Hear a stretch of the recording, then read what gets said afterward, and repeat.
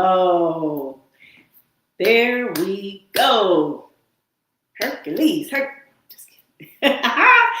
Assalamu alaikum. Peace and blessings. How are you? How are you? How are you? How are you? How are you? How are you doing out there? What's going on? My reading community, my reading family, y'all. I get so giddy around this time because it is Read Aloud Sunday. Yes, yes, yes. Welcome, welcome. If this is your first time, I hope you enjoy it. If you are an OG, y'all already know what it be like, right? So let me introduce and reintroduce myself. So my name is Miss Sasha, and I'm the founder and executive director of ABC Read. ABC Read is the nonprofit organization that I have been blessed to start over 10 years ago, y'all. That's right. And our mission is to develop and nurture a culture of literacy in Black and underserved communities. How have we been doing this? Well, creating great reading experiences, as we love to call them, replete with literacy activities, our famous ABC Read Jeopardy game, y'all. That game right there, I mean, you talking young folks to our wise folks, they absolutely love it. They're like, oh, I got to incorporate this in my classroom, or, oh man, we're going to play this. We have our event. I'm like, okay, that's a sign. That's a telltale sign that folks is like, this game is popping, okay? Then we have different projects. We had our bookmark making project where we brought in the laminating machine. And so they were able to decorate their cardstock paper. Then we cut it, and then we put it inside of the sheets, the laminating sheets, and put it through the machine. Next thing you know, bada bam, bada boom. They had their own bookmarks, okay? Then we put the hole puncher, so we punched a hole in it and then threaded some string through the hole.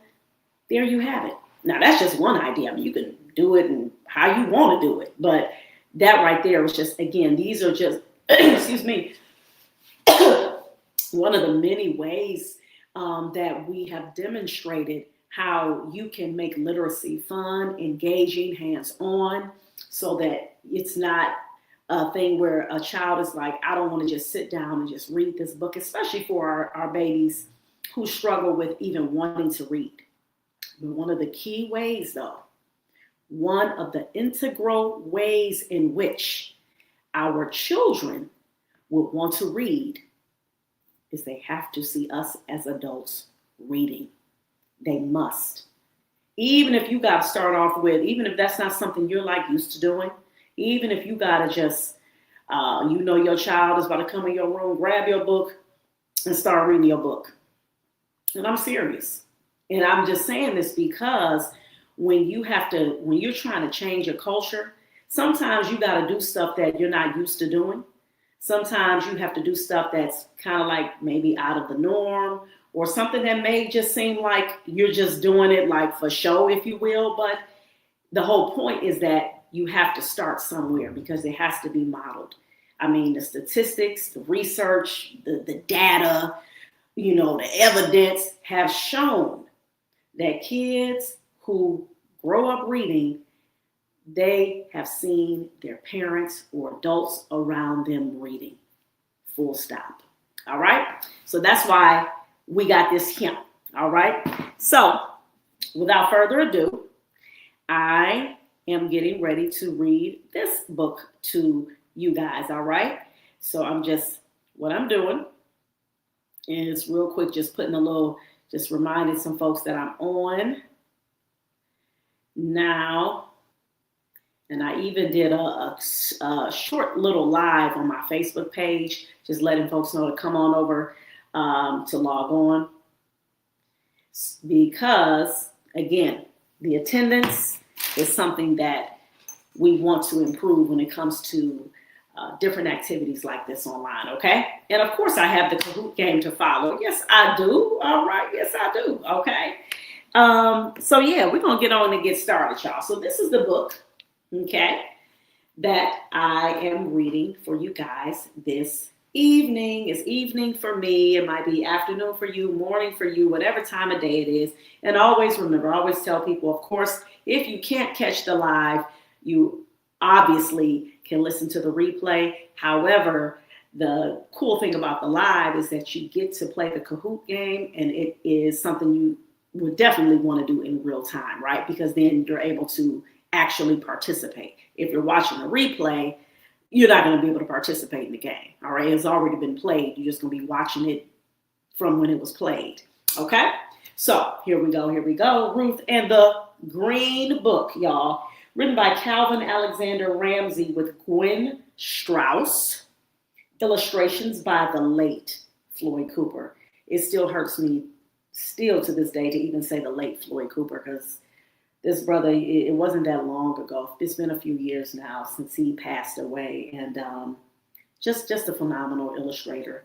But the beautiful thing about people who are intentional about leaving a legacy is that we can still remember them through their work.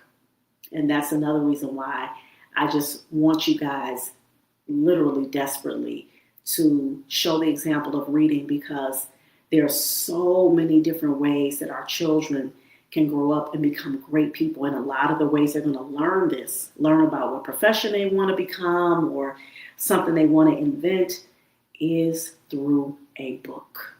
All right? So let's dive on into this one. Speaking of legacy, okay? The Green Book. Anybody heard of the Green Book? Are you familiar with Victor H. Green? Well, you're about to learn about this man right now. Okay, so here we go. Of course, this is the title page. It was a big day at our house when Daddy drove up in our very own automobile, a 1952 Buick. It is the most beautiful color. Daddy calls it sea mist green. He bought it for his new job. But first, we planned to go on a trip to visit Grandma in Alabama. I was so excited to travel across the country. I packed my own bag, and Mama said I could take Brown Bear with me for company, even though I'm almost too old for him.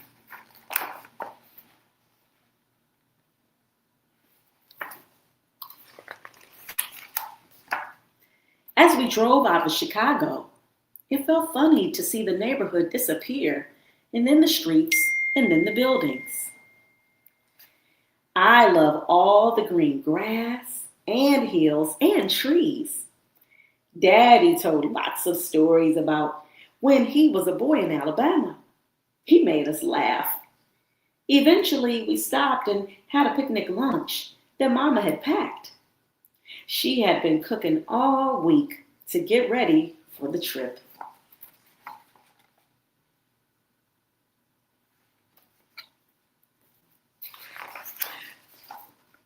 After driving for a long time, we stopped at a service station to fill up on gas. As Daddy was paying the station attendant, Mama asked for the key to the restroom. The man said we couldn't use the restrooms because they were for whites only. Mom and I had to go in the woods. I was embarrassed, but Mama said the people who should be ashamed of themselves were those service station owners.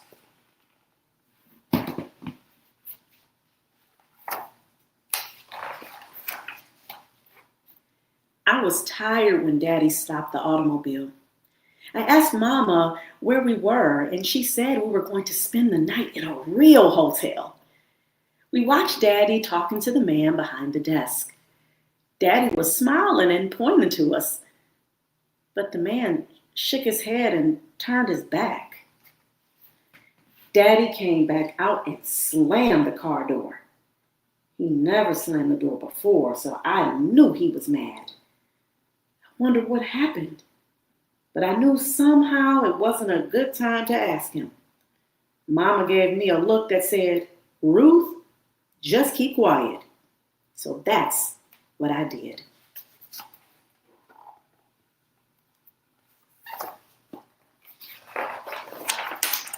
We kept on driving through the night. Mama took a turn so Daddy could sleep. I fell asleep with Brown Bear as my pillow. We must have pulled off the road in the middle of the night because when I woke in the morning, we were all curled up in the car. I was stiff and hungry. Mama gave us cold biscuits and jam for breakfast. She said we should sing to cheer ourselves up. We sang a lot that day as we crossed the country.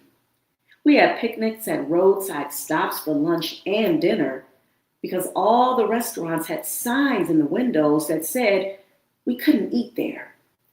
It seemed like there were white-only signs everywhere outside of our Chicago neighborhood. I felt homesick, and I hugged Brown Bear close all day.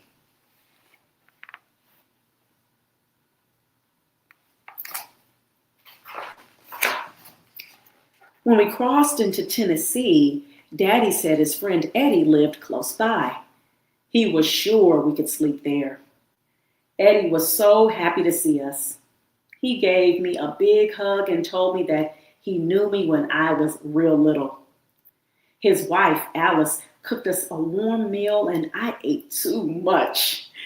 Daddy and Eddie used to play music in a band before they went off and fought in the war. They talked about how they traveled a lot back then and how they always had a hard time finding places to rest and eat. Daddy shook his head and said he had hoped that the war had changed things, but now he could see he was wrong. That night, I went to sleep to the sound of Daddy and Eddie playing music together. Brown Bear and I were happy to sleep in a real bed with a real pillow.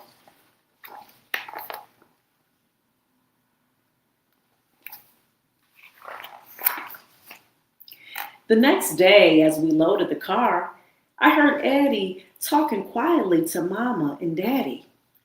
Eddie warned them about what was ahead.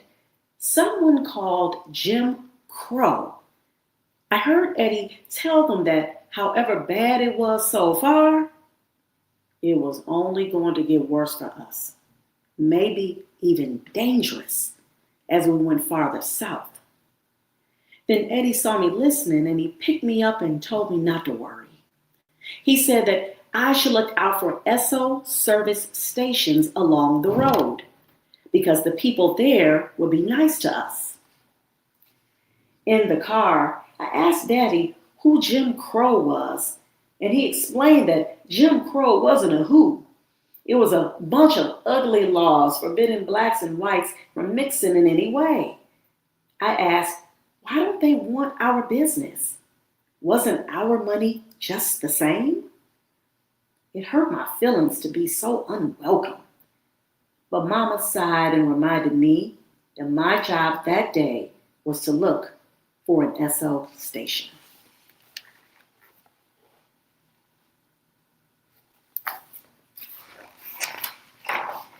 I spotted an Esso station near the Georgia border and sang out for Daddy to stop. Daddy filled the car up and asked the man if he knew where we could sleep for the night. The man showed us a pamphlet called the Negro Motorist Green Book.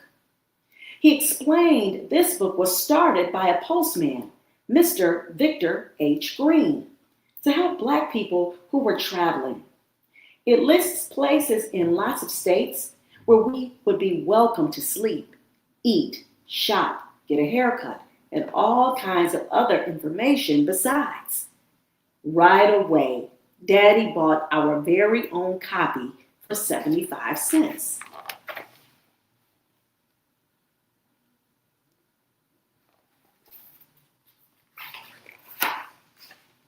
Mama read about a place nearby called a tourist home where we could stay for the last night of our trip.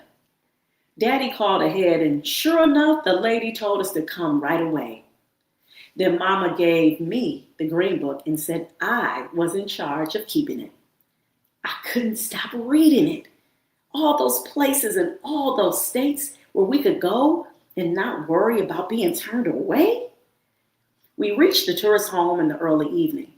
Mrs. Melody, the owner, gave us a big smile when she opened the door. It was like coming home, and she wouldn't even let Daddy pay her. She said she welcomed Negro travelers because it was right to help each other out. I'm going to do the same one day.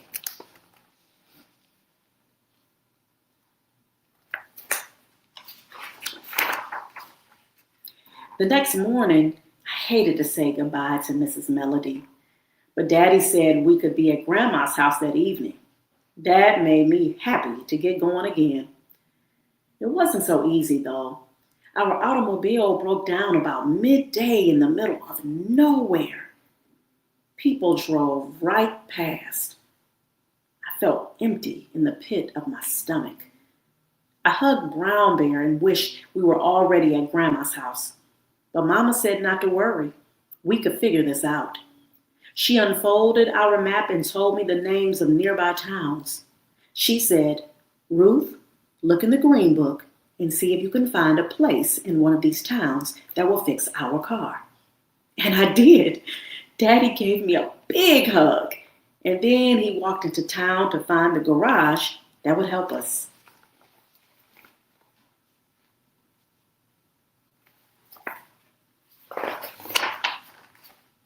By the time we got the car fixed, it was too late to reach Grandma's house that day.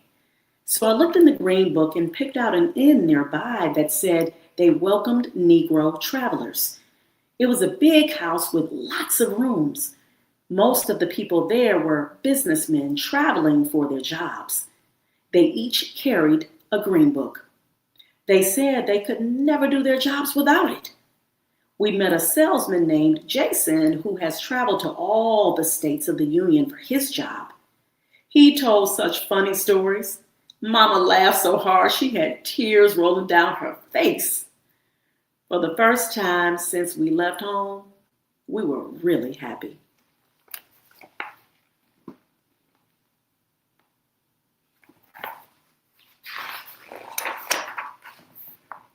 At the end, I met a little boy who was traveling with his mother. It was the first time he had ever left home, and I could just tell he was scared. I thought of Mrs. Melody, Victor Green, Eddie, and all the other people who had helped us. And then I decided to give Brown Bear to the boy. I told him that Brown Bear was a good traveler. I'm too old for Brown Bear now, and the little boy needed him more than I do. Then I told his mother about the green book and showed her our copy.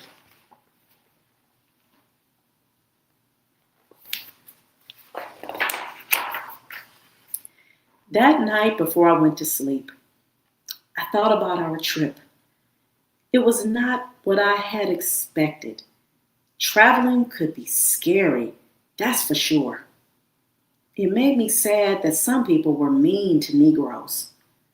But it helped to know that good Black people all over the country had pitched in to help each other. It felt like I was a part of one big family. Plus, tomorrow I would finally see Grandma and tell her what a great green book guide I had been.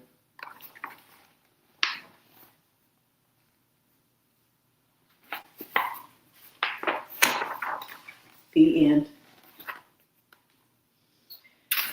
Wow, this story is always touching, man. This story literally, and here back in the back, what I love about it, again, it gives the history of the Negro Motorist Green Book. And I wanted to just draw your attention, of course, I'm saying the word Negro, right? And this is a great entry point of discussion that you all can have with your children, grandchildren, nieces, and nephews about how there was a time where Black people were called Negroes, okay? And as we know, some people will know that the word Negro in Spanish means Black, right? But yeah, that was something, that was a term that Black people were called, and Black people will call themselves Negroes, all right? But now, of course, we hear Black, pretty much, or some people say African American, and some people even say African. But definitely, we understand that, our people, the different things that we collectively know in terms of the attitude that of just anti-Blackness that our people have dealt with. And in this book, just drawing attention to that. And at the same time, though, which was so beautiful about this story, it also showed how the Black community came together and supporting each other in the face of the tyranny that our people were faced with. So this book to me is a reminder. That's why I love reading this story.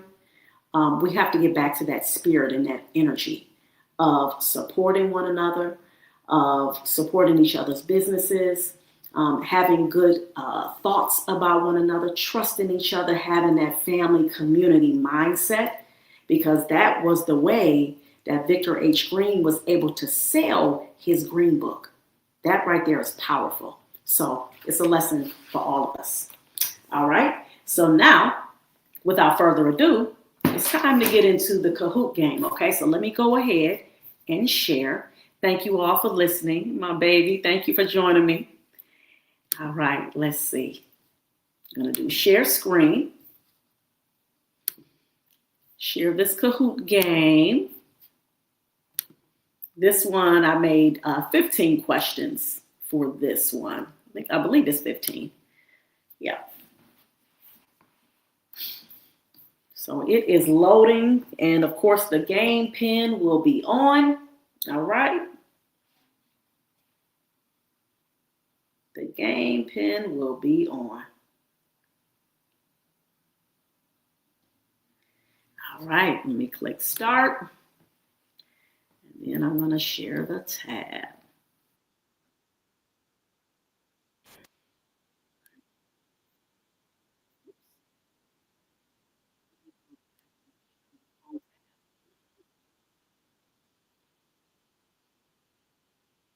Let's see. There it is. Okay. There we go. Sorry about that, y'all.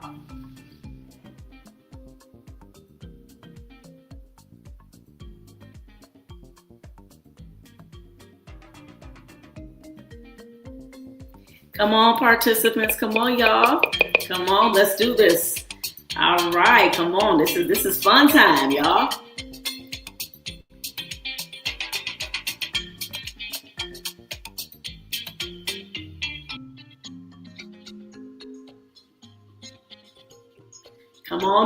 Come on in, my participants. Yay! All right. I love when Missum is here. Yes. I appreciate you. Come on. Come on. I need some more participants, y'all. Yay! Bree in the house. Come on, y'all. Yay. All right. One. Ooh, one. Okay, that's what I'm talking about. I like that energy. Like, I already won. Let's do it. Yes, I see. Yes, indeed. Come on. Hey, we're about to go and get it started. We got 3 people right here. Anybody else want to come? The number will be right at the bottom, y'all. So I'm about to start it right now, okay? So let me go ahead and go back to the Kahoot so I can click start. Again, Ruth and the Green Book. For those of you who have came in after the fact, and you're just gonna have to make some guesses, okay? If you haven't heard the story, where and who was Ruth and her family going to visit?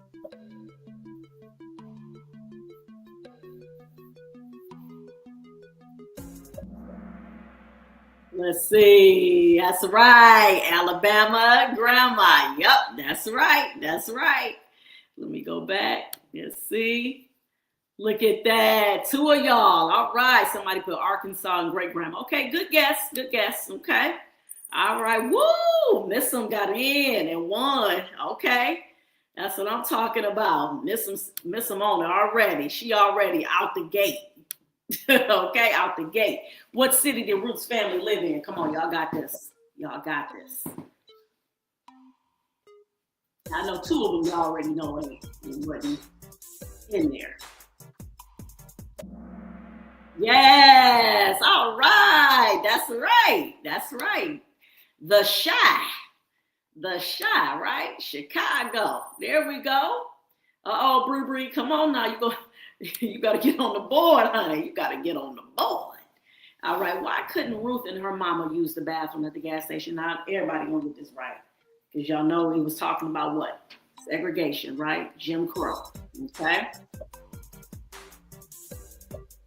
I should already know this answer. Exactly. Yep.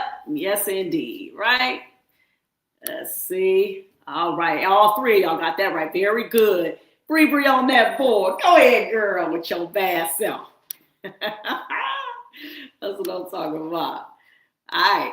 Now, what can we infer as to why Ruth's daddy was mad when he came back to the car after talking to the man in the hotel? Okay.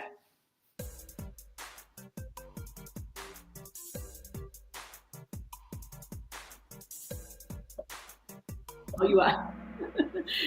Exactly. Very good, right? Exactly. It wasn't stated explicitly, right? So it was something that was inferred, implicit. Okay. Very good. I love it. Look at that, y'all. Go ahead. Ooh, and Missum got a streak of 4. Ooh, wait, she always be on fire when she be coming in on fire. Your sister in here too. Really. Mm-hmm. What signs did Ruth say they saw all throughout the South while they were traveling? Easy, lemon squeezy. Thank you. That's right. Yep. Yes, indeed. Doing that Jim Crow. Yep. All right, let's see. Here we go. Where was Ruth's family finally able to stay for the first time since they left Chicago?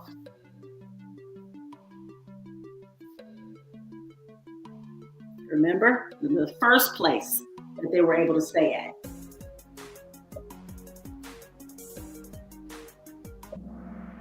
Okay. It was her father's friend. And remember, his name was Eddie. And he was a musician, right? And she talked about that, right? Slept on a real bed, real pillow, and listening to them playing music, right? Okay, good. Miss and Bree got that. Good. Excellent. All right. Y'all rocking and rolling around this mug. Yeah, what were those ugly laws called that kept black and whites separated?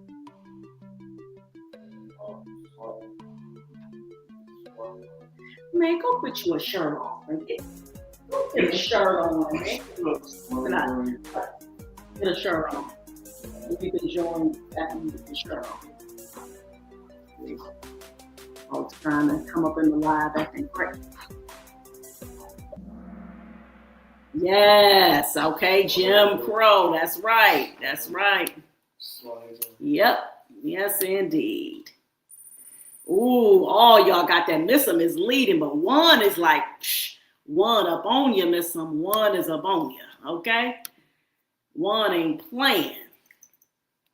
He or she didn't come to play. What job did Ruth have that was going to be very helpful to her family?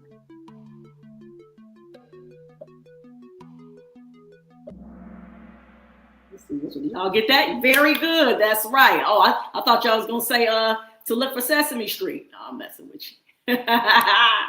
Look at y'all. Say, come on now, don't play me like that. All three of y'all, Missum one and Bree. Woo! On fire. That's what I'm talking about. Okay, what did Ruth's daddy buy that was very helpful for Black people when they were traveling? Y'all got this. Y'all should be putting this answer in real quick. With the quickness.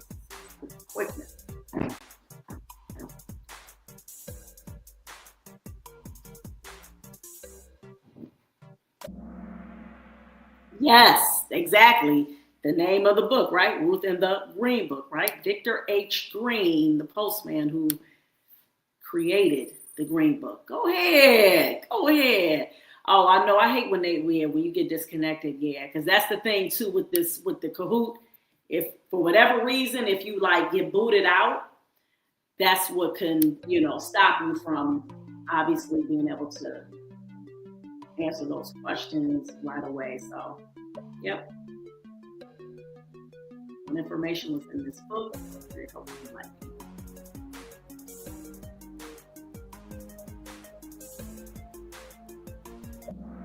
yes, very good, right? Yeah. That was pretty, that was pretty straightforward, right? I figured, I was like, okay, you not put a couple of questions in like that, right?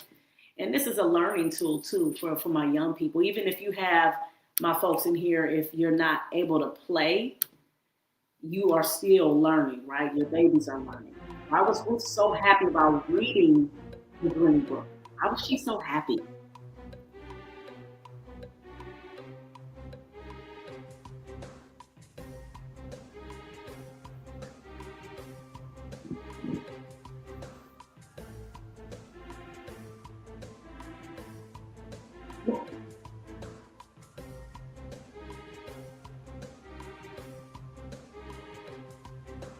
You guys got that. Very good. Thank you. Excellent. I was wondering if you guys were going to pick She Loved Being in Charge of the Book. Yes, she did, but she was very happy though because of how they were able to find places that made Black people feel welcome, right? Okay. Well, I see only two people got that one. Let's see. Who was that? Whoa! One! Look at that! And the tides have turned. Okay, what we doing? This is what I'm talking about. Okay, let's grow around this mug. Okay, what is another word to describe the emptiness Ruth felt in her stomach? And she talked about how she felt empty in her stomach. What's another word to describe the emptiness?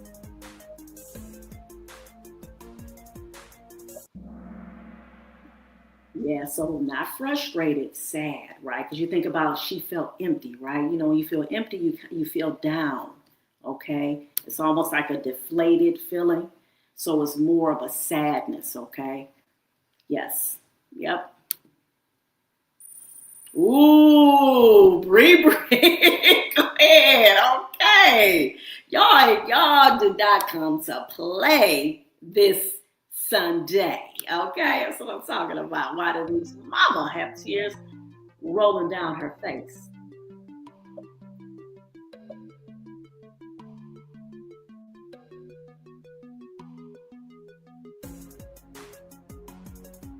Y'all got this. Y'all got this.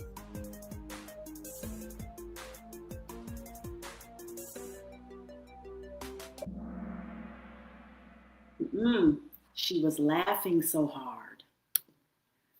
Okay, no, she wasn't sad. Remember, Ruth talked about how her mama, she said that was the one time that mama was very, very happy. That's when somebody was telling a lot of jokes, telling them funny stories.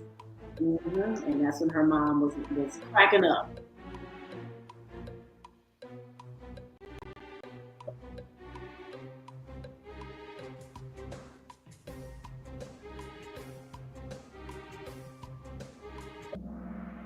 Very good. Yes.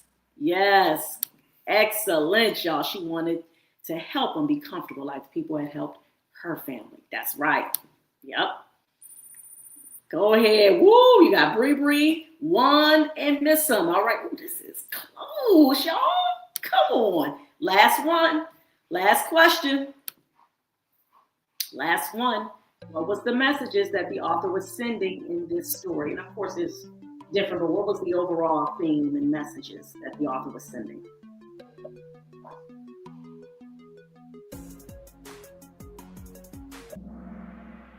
Exactly. Excellent.